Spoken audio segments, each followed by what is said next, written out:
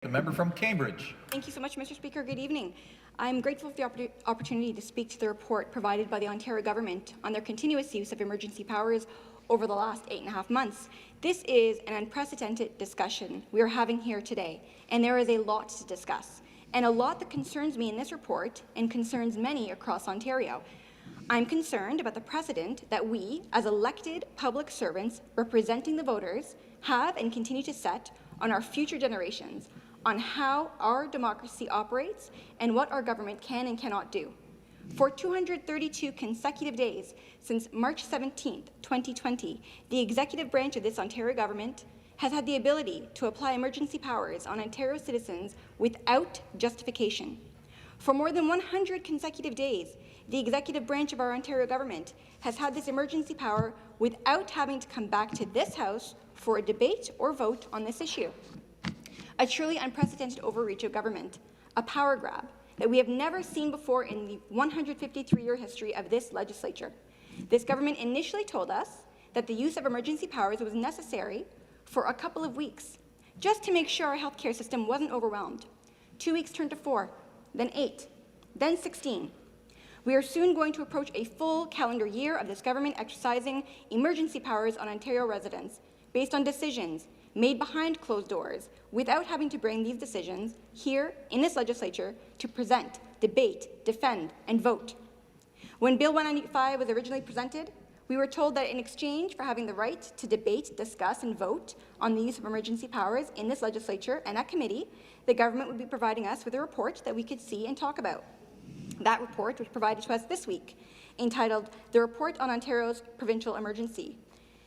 And I hate to say it, but it is a sad and sorry replacement for government subjecting itself to scrutiny for applying powers that have traditionally been required to be discussed in this legislature.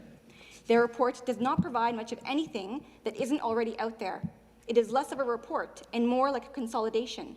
A real report would have included data that the government used in its decision-making, the results of the impact in terms of COVID-19 cases, in terms of fatalities, in terms of the impact on our economy and our healthcare system.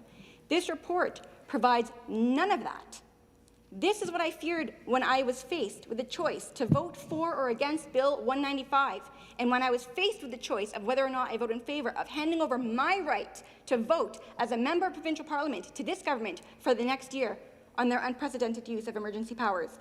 I feared that the decisions were going to be made in secret, without providing the public or this legislature without enough rationale. And more importantly, I feared the decisions could possibly be made on a whim, without much thought or consideration to the consequences. And therein lies the real poisonous impact of the use of emergency powers by the executive branch of government for such an extended time. Mr. Speaker, it isn't about right or left politics, or being right or wrong.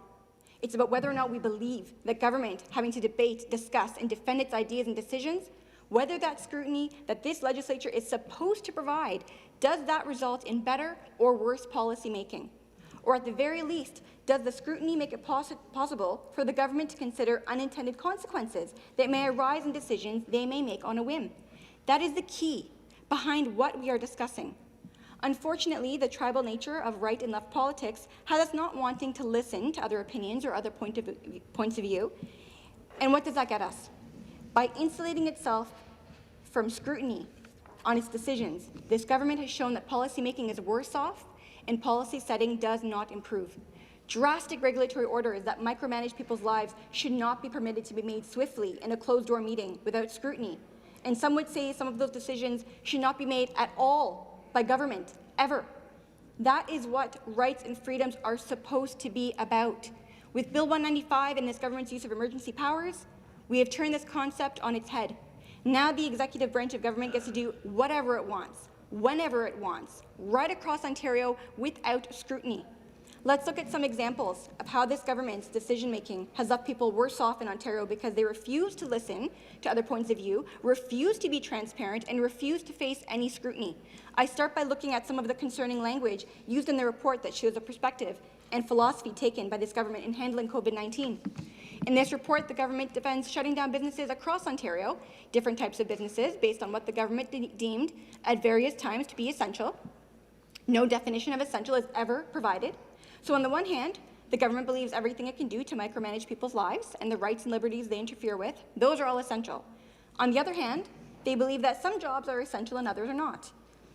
But to the person losing their job, every job is essential. Let's look at how quickly the government decided one service was essential when another was not. Regulation 128/20 decided to allow for curbside pickup of cannabis on April 7, 2020, at a time when all places of worship were still closed and most businesses were not open. That was a government decision, that cannabis be deemed essential while other services were not. Second, throughout this report, the government uses the word reasonable measure to defend its powers, but we are not provided with the other options the government had to consider. Without the other options, there is no way for us to consider whether certain actions were reasonable or not. The report provides little detail on whether or not measures were effective or not. We are not provided with specific data showing where COVID-19 cases were spreading and where they were not. We are not provided with the data to tell us whether restrictions imposed on people's liberties are working. This report does not provide the public with transparency on government decisions or the data. I'm left to think that the reason is because the government doesn't have the rationale or the data, because the government is flying blind. All we know is that province-wide shutdowns have been implemented on different services in the public and private sector, and we know that months later, COVID cases began to increase again with the introduction of the flu season and back to school. The lack of transparency, coupled with the fact that to any Ontarian, it looks like this use of emergency powers is not getting rid of COVID-19, would make it easy for anyone to wonder whether these measures work to stop the spread or whether their purpose was for some other reason. Because if the purpose of these measures was primarily to not overwhelm our healthcare system, we should just say that. And then the discussion should be, how do we fix the healthcare system? Because continuing to shut down sectors of our economy is going to overwhelm our healthcare system in another way, with a lack of funding in the long term.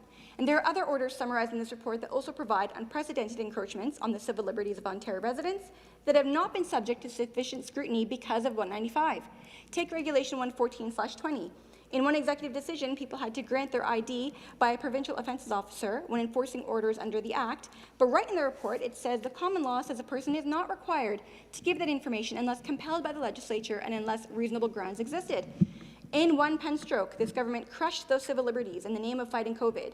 The justification was that the information was needed to enforce orders. But the obvious question is, when you are micromanaging everyone's lives, isn't it impossible to enforce such orders in a consistent way? These are just some of the examples of government overreach on the rights and civil liberties of Ontario residents in the name of solving a problem they have not specifically defined. Without the necessary goals laid out, without scrutiny of this legislature, we have set a dangerous precedent. And that is why I do not regret for 1 minute voting against 195. Some political types ask me, was it worth fighting on that hill? And I say to them, I'm not quite sure what other hill would be left to fight on.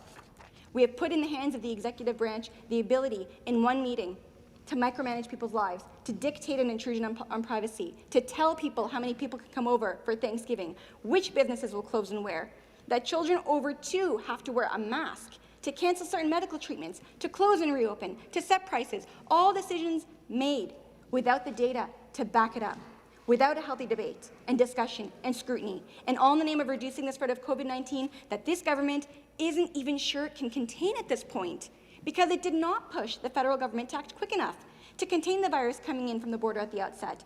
This government acted slowly, the federal government acted slowly, and in response, we have a solution proposed that is a government-imposed massive power grab that has done away with civil liberties and done away with the function of this legislature.